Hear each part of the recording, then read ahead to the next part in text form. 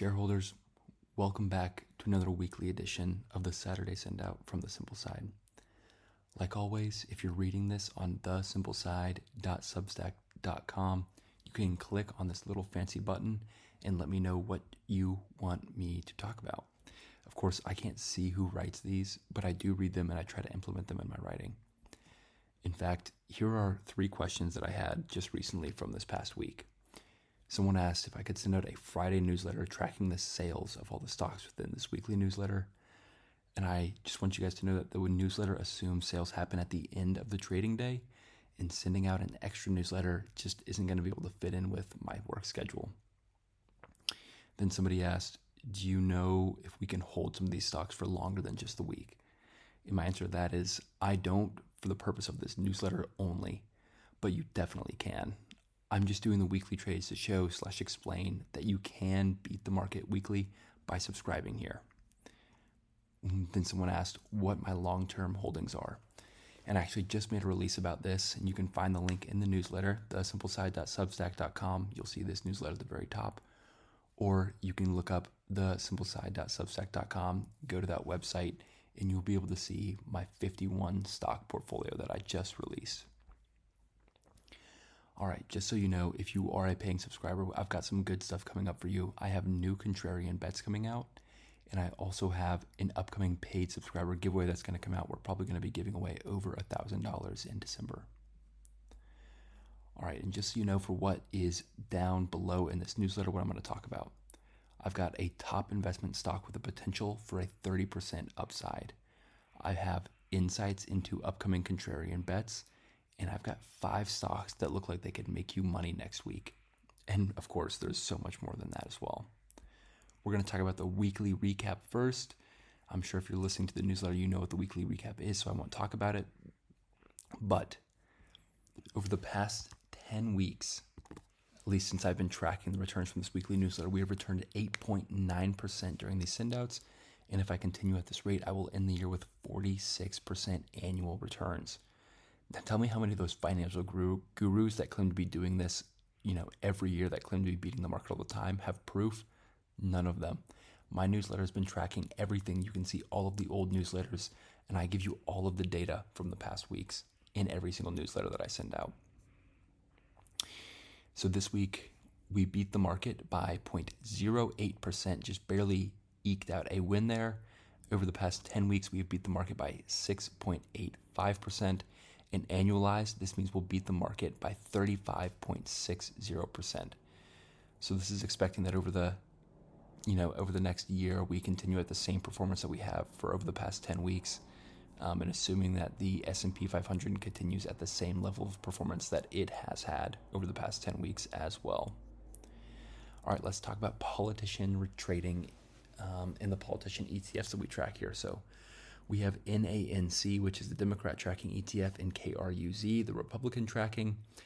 We've got Nance Nance is up 0.13% this week, 1.73% over the past month, and 23% year to date. Then we've got Cruise up 1.2% this week, 1.49% over the past month, and 14.12% year to date. And what's fueled those returns? Well, over the past 30 days, 14 politicians have made 197 trades, moving over $3.58 million around in the stock market. And the most interesting part was Mrs. Green. We've seen her a lot here. We've seen her buying things. We've seen her selling things. But most recently, she's been buying. She had tons of buys over the past week. But we've also saw Republican Michael McCall selling ticker VOO, VOO, and he sold over $500,000 worth of this stock. So this is pretty interesting. We definitely have some contrast between the two buyers and sellers in the market, at least the two major ones. But nothing seemed super out of the ordinary here, so I don't have a buy, watch, or a sell opportunity for either of the trades that these people made.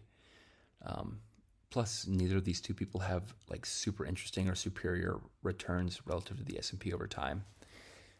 We had Michael McCall, of course, like I said, selling VOO. We also have him selling Pfizer, ticker FI, which he sold around $1,000 to $15,000 of on September. Let's see here. It looks like he sold on September 26th. All right, we've also got Miss Green buying Google, buying Berkshire, buying Blackstone, and buying Cardinal Health. So for Google, we've got ticker GOOGL. For Berkshire, we've got BRK.B. For Blackstone, we've got BX. And for Cardinal Health, we've got CAH. All of these trades happened on September 20th for values ranging between $1,000 and $15,000. So, like I said, nothing major. Now we can jump into insider trading, where we have ticker SURE is the ETF that we track for this.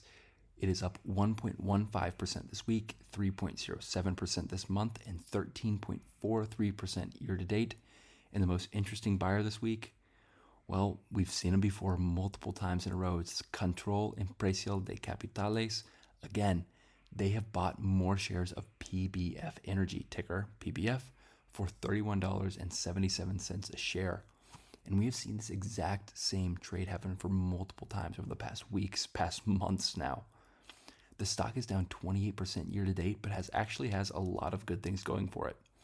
They've been paying down massive amounts of debt. They've been increasing the total number of assets that they have under management, and their stock is currently undervalued, according to my models, by around 10%. And I see this as a buy opportunity. Now, if you jump over to the newsletter, thesimpleside.substack.com, you can see a bunch of images for the valuation of the stock, the total asset growth, as well as the pay down of debt over the past couple of months and years. The four other largest trades, we have a stock that I have no idea how to say, but the ticker symbol is AB, and Equitable Holdings bought $17 million stake in that company. Then we've got Capicor Therapeutics, ticker CAPR. We've got Nippon Shaikanu, $15 million buy there. Then we've got Corbus Pharmaceutical Holdings, ticker CRBP. We've got Cormat Asset Management buying $7 million worth. And then we have HWH International, ticker HWH. And we had a Chinese guy, Chan Hang Fai Ambrose, buying $3.8 million. Again, I like the PBF Energy trade here. We've seen this guy buy tons and tons and tons. This is a family office, by the way, one of the largest in Mexico, that has been buying up PBF Energy, and it seems like for good reason. Alrighty, let's get into executive trading. Total executive ownership for the top 5 reported companies grew 122%. We've got Pandey Satyananda, something like that, who had the most notable increase in ownership as the director of BioWidge Labs. He increased his ownership percentage to 40%, or up 40%, excuse me. And if you're thinking of investing in BioWidge, I would be careful. This is an extremely risky purchase. The stock IPO'd just Thursday this week and immediately dropped 18% on the first day of trading, and then, of course, jumped up 17.4% the next day. So we're seeing massive volatility swings. Definitely not something that I would look into buying. I'm going to go ahead and skip over the weekly highs and lows this week. If you guys want to check those out, please do. There's some interesting stocks that are in there. But I do want to talk about what we have down in the paid section because it is crazy today. I've got a top investment stock with potential 30% upside, and I outline that entire stock. Down below, I outline why I think it's a 30% upside. I outline a bunch of different metrics for that stock. It's a really interesting look. I also talk about the insights into my upcoming contrarian bets. So these are major purchases that I make. In the past, I've had Sweet Green, which I sold 3/4 of my stake in for 76% gain. And I've had bonds, which I currently hold, and they're up around 60%, 50% now, I think. So they're down a little bit, but still up 50% since my buy in October of 2023.